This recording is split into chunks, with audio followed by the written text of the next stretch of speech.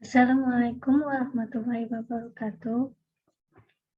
Perkenalkan, nama saya Dipa Project Tambunan, NPM 21051701005, kelas 1B pagi dari jurusan akuntansi. Di sini saya akan mempresentasikan tentang aspek sumber daya manusia dalam bisnis, yang dimana submaterinya ada 3. Yang pertama yaitu tentang pengembangan karir, yang kedua tentang keselamatan dan kesehatan, dan yang ketiga yaitu tentang pemutusan hubungan tenaga kerja. Dalam submateri yang pertama, yang perlu saya jelaskan ada 5.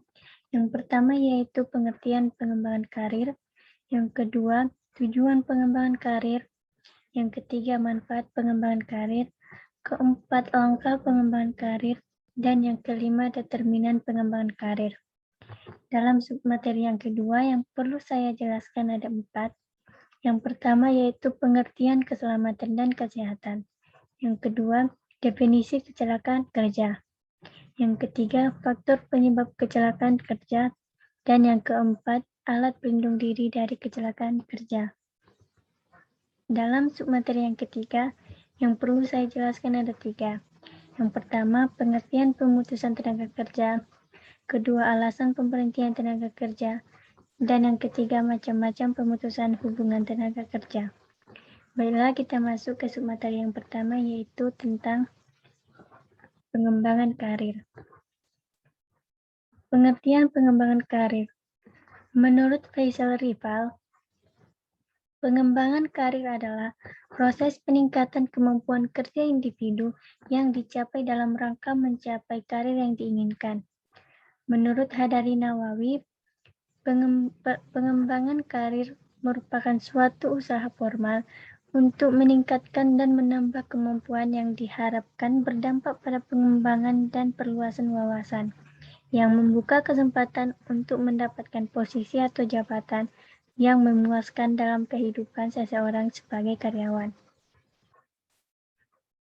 Jadi, pengembangan karir dapat diartikan sebagai usaha untuk membantu meningkatkan kemampuan para karyawan dalam merencanakan karir masa depan di tempat mereka bekerja. Tujuan pengembangan karir. Tujuan pengembangan karir menurut Gillian Stephen ada 4, yaitu knowledge, skills, attitude, dan behavior. Sedangkan tujuan pengembangan karir secara umum ada 10. Yang pertama yaitu meningkatkan produktivitas kerja, kedua meningkatkan efisiensi, ketiga mengurangi kerusakan, keempat menghindari kecelakaan, kelima meningkatkan pelayanan, 6 memperbaiki dan meningkatkan moral karyawan, 7 meningkatkan karir, 8 meningkatkan cara berpikir konseptual, 9 meningkatkan kepemimpinan, dan yang ke-10 meningkatkan prestasi yang pada akhirnya berdampak pada peningkatan balas jasa atau gaji. Yang selanjutnya yaitu manfaat pengembangan karir. Yang mana manfaat pengembangan karir yang pertama yaitu seorang karyawan dapat mengembangkan potensi kemampuannya secara optimal karena kenaikan jabatan atau karirnya memerlukan kemampuan yang lebih dari sebelumnya.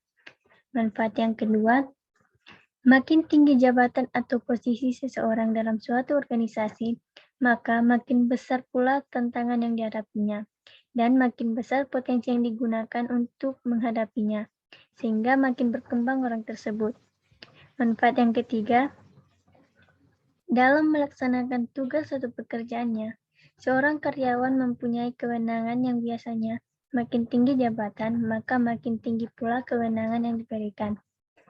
Dan manfaat yang keempat, kewenangan selalu diikuti oleh tanggung jawab dan jangan sampai tanggung jawab yang diberikan kepada seorang karyawan digunakan dengan semena-mena atau tidak bertanggung jawab.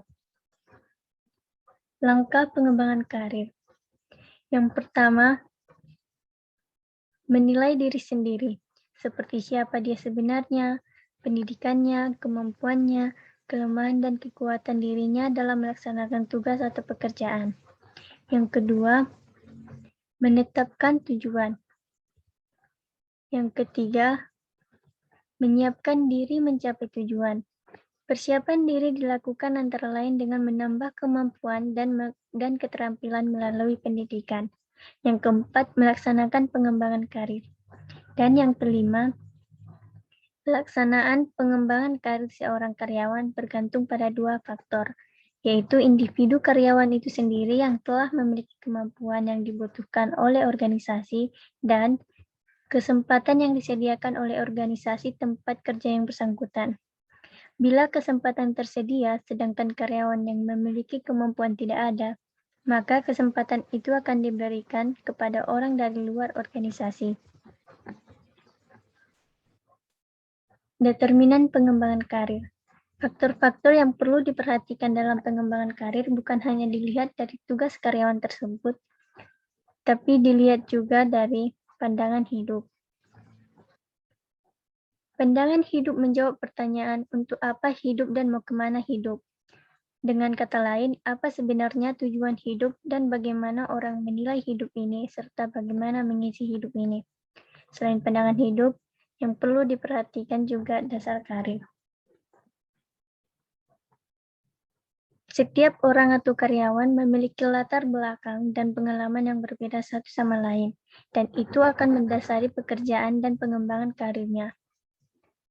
Ada 4 aspek yang mempengaruhi dasar karir.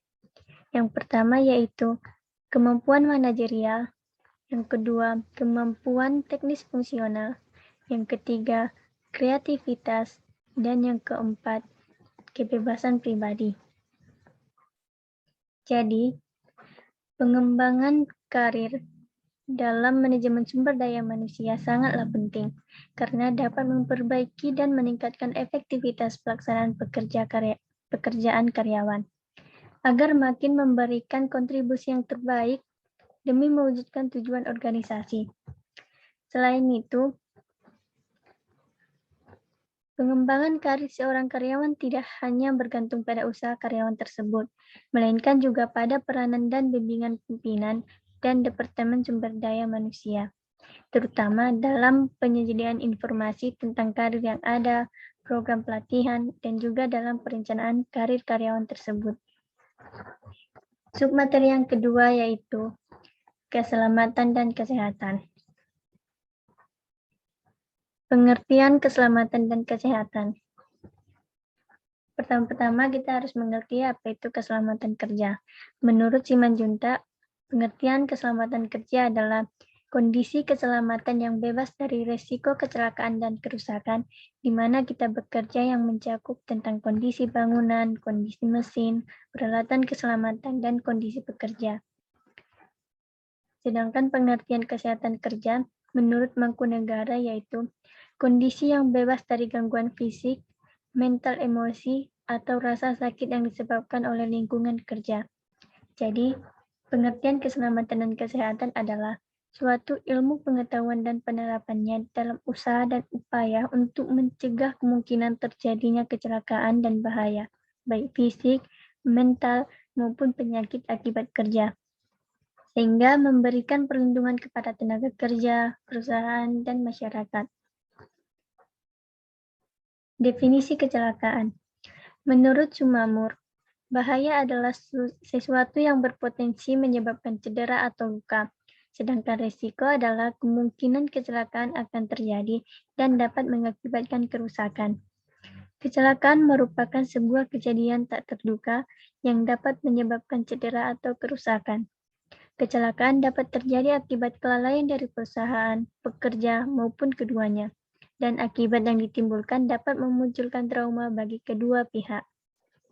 Sumamur berpendapat juga bahwa kecelakaan tidak mungkin terjadi secara kebetulan, sehingga pasti ada sebab di balik setiap kecelakaan.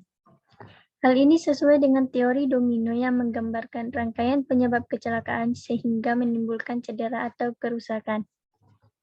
Seperti yang kita lihat, teori domino Heinrich menyebutkan, suatu kecelakaan bukanlah suatu peristiwa tunggal, melainkan merupakan hasil dari serangkaian penyebab yang saling berkaitan.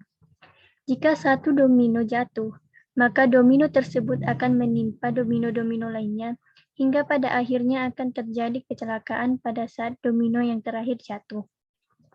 Jika salah satu faktor penyebab kecelakaan dalam domino tersebut dapat dihilangkan, maka tidak akan terjadi kecelakaan. Domino yang pertama adalah sistem kerja. Sistem kerja yang dikelola dengan baik seperti pengendalian manajemen dan standar kerja yang sesuai akan membuat domino tersebut terkendali dan tidak akan menimpa yang lainnya seperti kesalahan orang dan seterusnya. Oleh karena domino-domino tersebut tetap terjaga, maka kecelakaan yang mengakibatkan cedera tidak akan terjadi.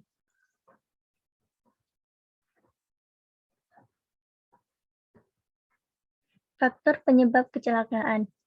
Yang pertama, situasi kerja, seperti pengendalian manajemen yang kurang, standar kerja yang minim, tidak memenuhi standar, perlengkapan yang tidak aman, tempat kerja yang tidak mendukung keamanan seperti getaran, tekanan udara, ventilasi, penerangan, dan kebisingan yang tidak aman, serta peralatan atau bahan bakunya yang tidak aman. Yang kedua, kesalahan orang. Contohnya itu seperti keterampilan dan pengetahuannya minim, masalah fisiknya atau mental, motivasi yang minim atau salah penempatan, dan perhatiannya yang kurang.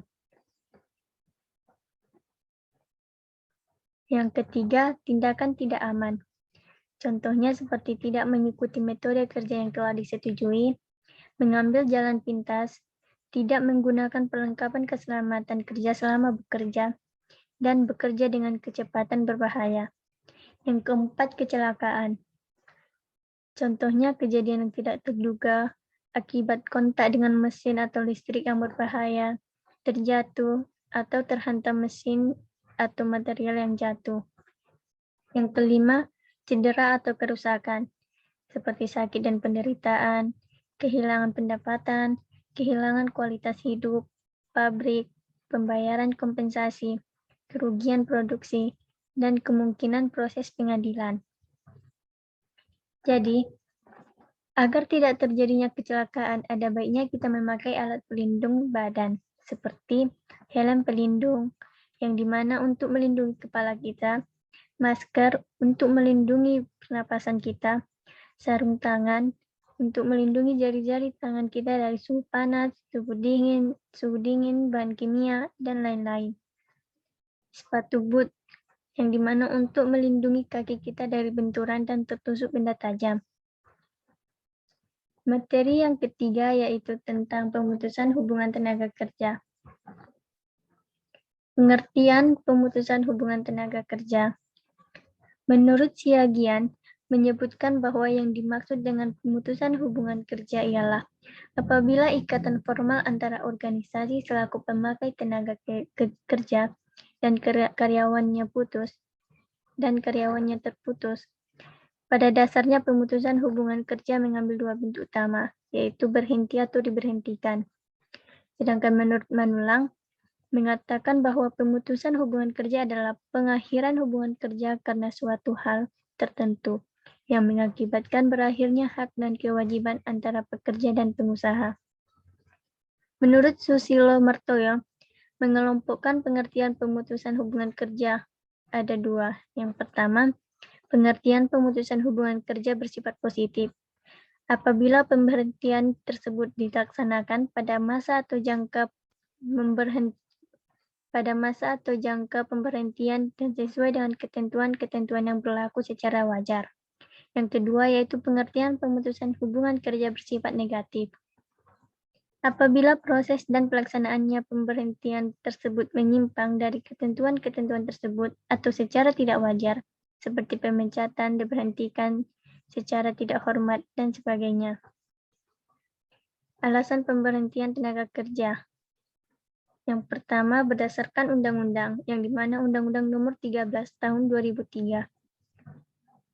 Undang-undang yang menjamin dan mengatur tentang ketenaga kerjaan dapat menyebabkan seorang karyawan harus diberhentikan dari suatu perusahaan. Misalnya karyawan anak-anak, warga negara asing, atau karyawan yang terlibat organisasi terlarang. Yang kedua,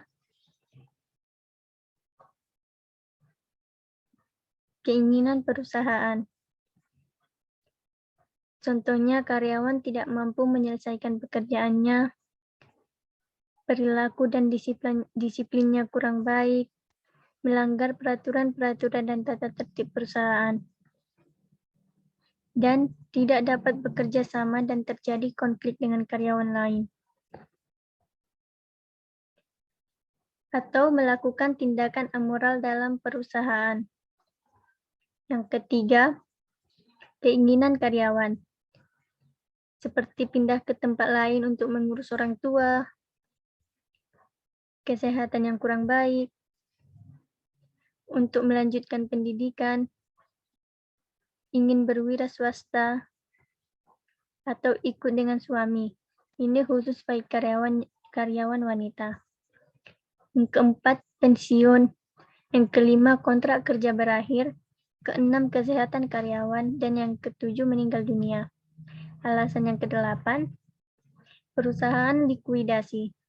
Bila perusahaan dilikuidasi atau ditutup karena bangkrut, maka secara otomatis para karyawan akan dilepas atau dilakukan pemutusan hubungan kerja. Macam-macam bentuk pemutusan tenaga kerja. Yang pertama yaitu pemutusan hubungan kerja menurut sifat, yang dimana satu, pemutusan hubungan kerja secara hormat, dua, pemutusan hubungan kerja secara sementara, dan yang ketiga, pemutusan hubungan kerja secara tidak hormat. Ada pula pemutusan hubungan kerja menurut prosesnya, yang dimana satu, pensiun, kedua, pemberhentian atas permintaan sendiri, ketiga, pemberhentian langsung oleh pihak perusahaan, dan yang keempat, pemberhentian sementara.